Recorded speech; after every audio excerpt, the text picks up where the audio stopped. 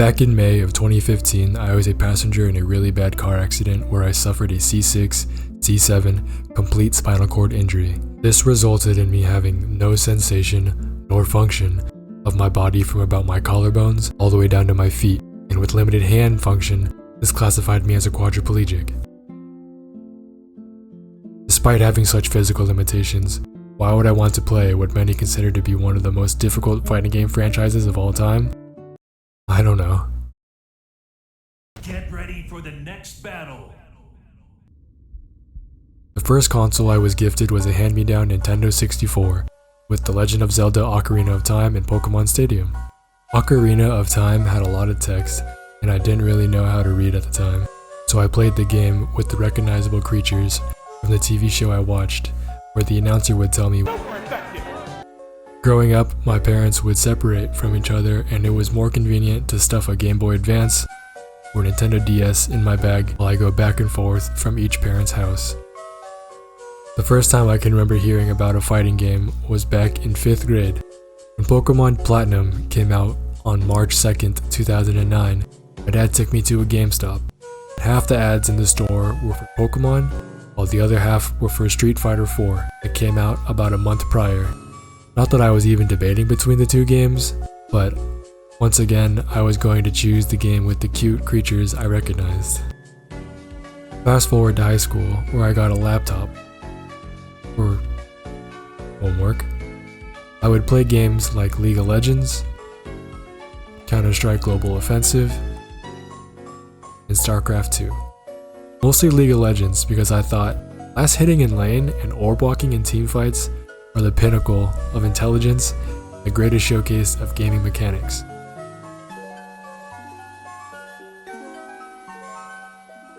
Unlike the brutish cavemen bashing their head in over in fighting games.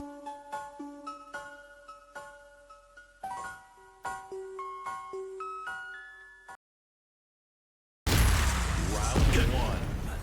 Fight. I'm from Seattle, so I'm lucky to have the convention center where they host the Penny Arcade Expo, or PAX, only being a 15-minute drive away. If you're unfamiliar with PAX, it's basically where a bunch of game publishers and developers show off games that have either recently been released or will be releasing. My cousin, who is like an older brother to me, has taken me every summer since 2013, which was great because as someone who liked League of Legends at the time, I could watch the LCS live, meet pro players, get cool skins for my friends. Until I couldn't. I believe 2014 was the last time the LCS was at PAX, and after the car accident 8 months later, I wouldn't be able to see the game I once enjoyed, and PAX would just become a convention for seeing new games that I couldn't play. Or so I thought. Round 2. Fight. PAX 2017. I don't know how it seemed to miss me, but for some reason I never really got into Dragon Ball. I can appreciate Akira Toriyama's artistry and genius, and his undeniable impact and influence on anime, manga, and even video games. But Dragon Ball as a franchise specifically was never really my thing. But for my friends, they grew up on it. It was their childhood. So at PAX 2017, we all decided to go check out the Dragon Ball FighterZ booth. At the time, I thought, oh great, Dragon Ball and a fighting game? Honk shoe me. But I was so wrong. If you're watching this, I'm going to assume you're familiar with fighting games. And if you're familiar with fighting games, then you know tastysteve. And if you know tastysteve, you know tastysteve.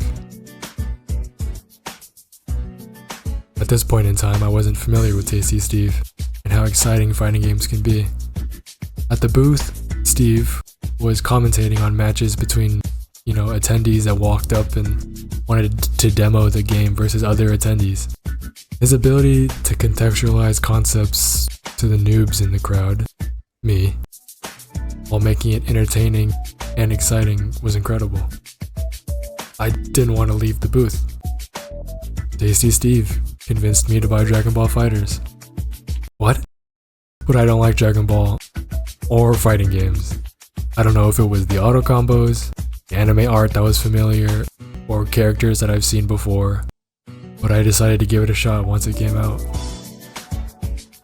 Now, since my spinal cord injury, I mostly played turn-based games, single-player games, or anything where I didn't have to aim a gun. It isn't the most elegant way to play, but I put the controller on my lap.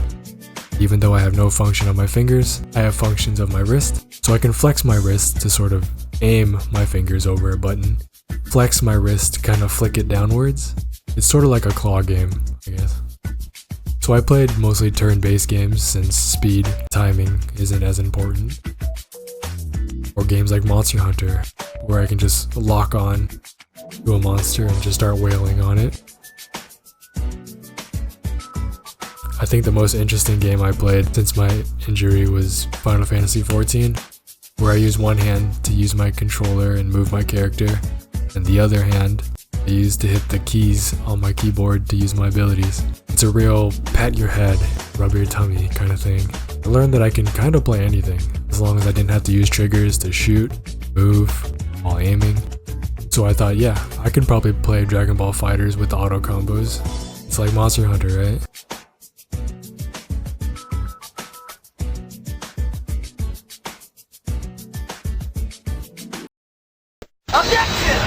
My friend bought me a fight stick. A Hori Rap 4 to be exact. Not a sponsor or anything, just wanted to specify in case anyone was curious. And it's the fight stick I still use to this day. I use it to play Dragon Ball FighterZ. That was terrible. But it definitely got my foot in the door to the Boeing factory that is fighting games.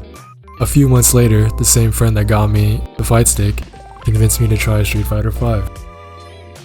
If Dragon Ball FighterZ was what got my foot into the door at Boeing, then Street Fighter V was the hitman that took me out into the abyss. Here I learned stuff like frame data and motion inputs like the Hadouken, the Hooligan combo, and the godforsaken Dragon Punch. The genre that I thought was barbaric and mechanically inferior to what I played in high school were surprisingly much more in-depth, complicated, and nerdier than I thought. I didn't play too much Street Fighter V, I think I only ever got to bronze, but it was really fun. And after a few months, I stopped playing Street Fighter and fighting games completely.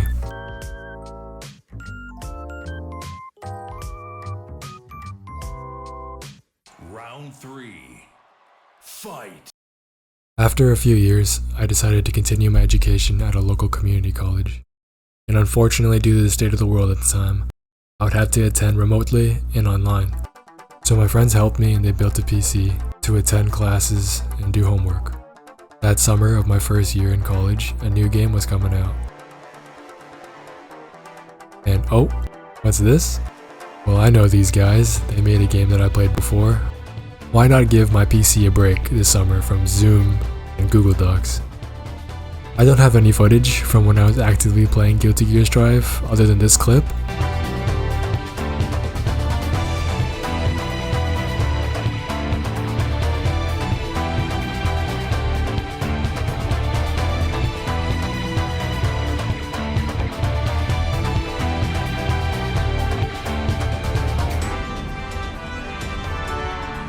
But I did have a lot of fun, and after that summer I stopped playing fighting games, continued my schooling, and just went back to playing variety games whenever I could. Until last summer, I don't know what came over me, but I started to desire something. Competition, something PvP, I'm not sure, but playing versus the environments, AI, bots, got old for me. And a podcast I listened to while usually doing homework would often talk about Valorant. And I decided to give it a try. I know I said previously that I can kind of play anything as long as I don't have to move and shoot, but that was on controller. Maybe mouse and keyboard would be different.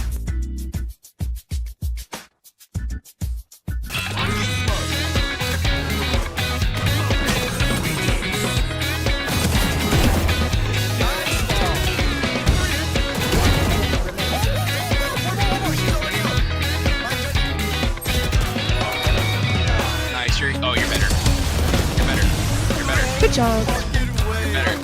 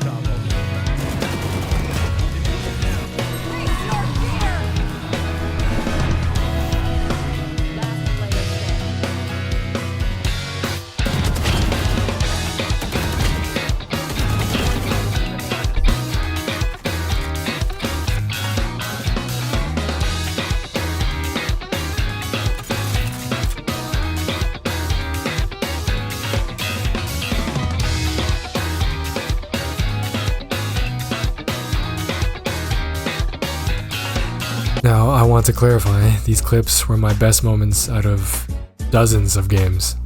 I'm by no means any good at this game. My highest rank was like bronze 1. Valorant was able to scratch my itch for some player versus player competition, so then I thought, what other PvP games could I play that summer? Solo, where I wasn't dependent on a team and a team wasn't dependent on me. It was fine. I'm not gonna complain about any game mechanics or characters. I'm not sure if it's the lack of characters that I was used to from Street Fighter V, but I felt like I couldn't really mesh with what characters were available at the time. So I decided to just stop playing Street Fighter 6. Final round. Fight.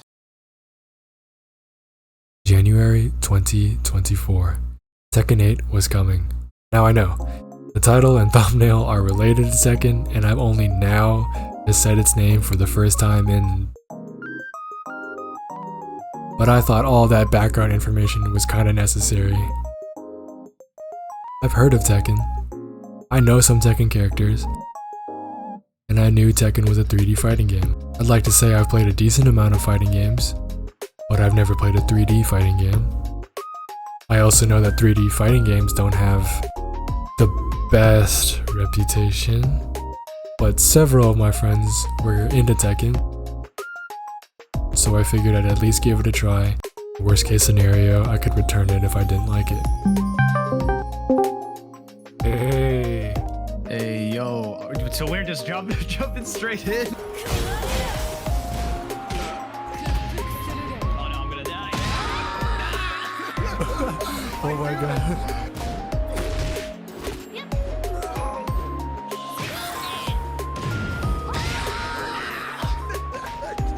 Smack me right on the top of my head.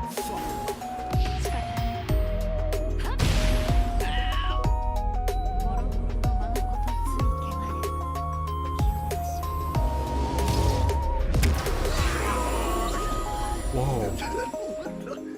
Who the hell is Steve Jobs? It made like that, like Facebook sounds. Or it's like when Dio uses the world. Yeah, exactly. I don't know what it is, but I just really like Tekken. I started off playing June because... But June's thing is she uses her own health as a resource, and when you're a noob, like me, you kinda need as much of that as possible. So I decided to try someone else.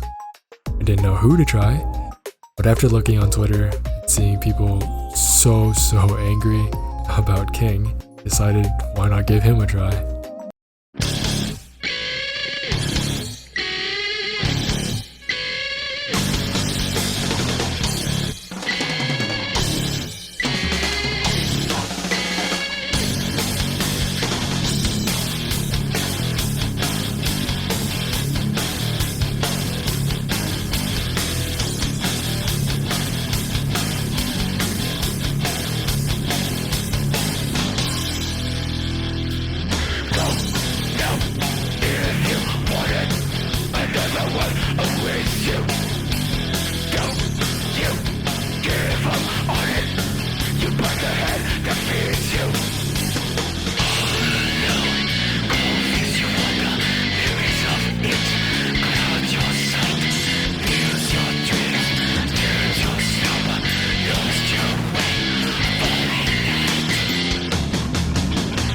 And I was having a lot of fun until...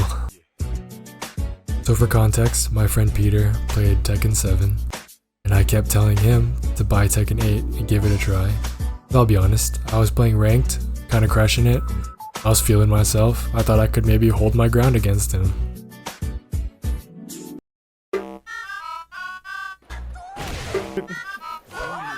Fuck! Alright. But I'm soft. What the fuck?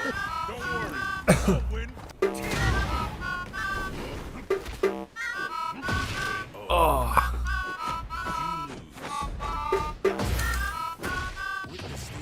I'm pressing buttons.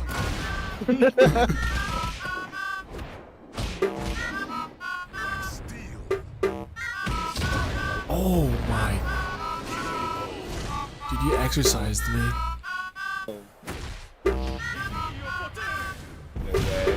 What? There goes the Quincy era.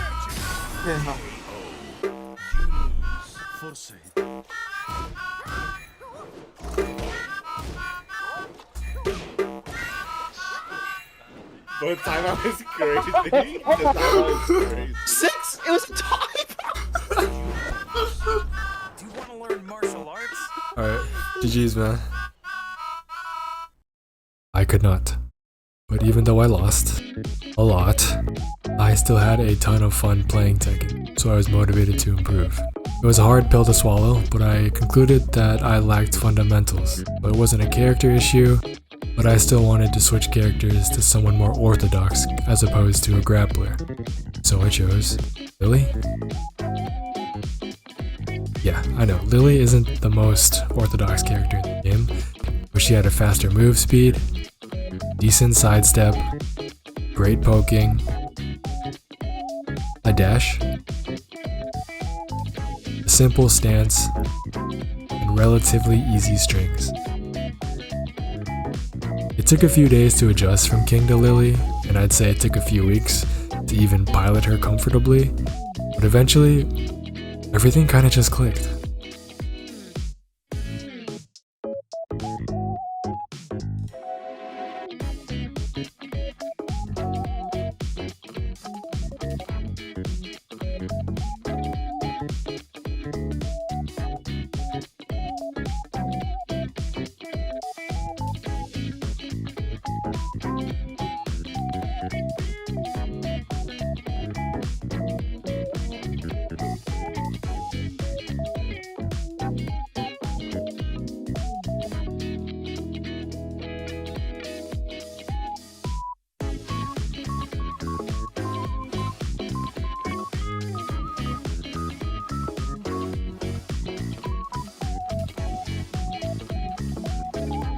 Now, here's how I play Tekken as a quadriplegic. I start by placing a tray on my lap so that my fight stick is level, and on my tray has this rubbery top that prevents it from sliding and slipping. I place my left hand on top of the fight stick, just maneuver it with my palm. To press the buttons, I use the outside of my hand, like this outer knuckle, or the two lower knuckles of my thumb.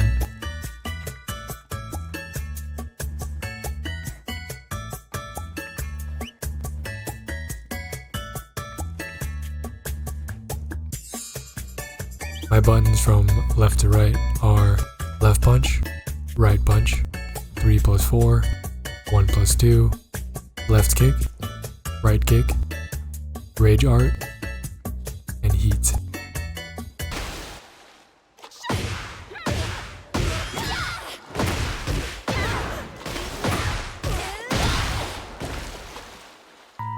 As of right now, Tekken 8 is my most played fighting game, and I enjoyed every minute of it. At this point in time, my Lily is at Mighty Ruler rank.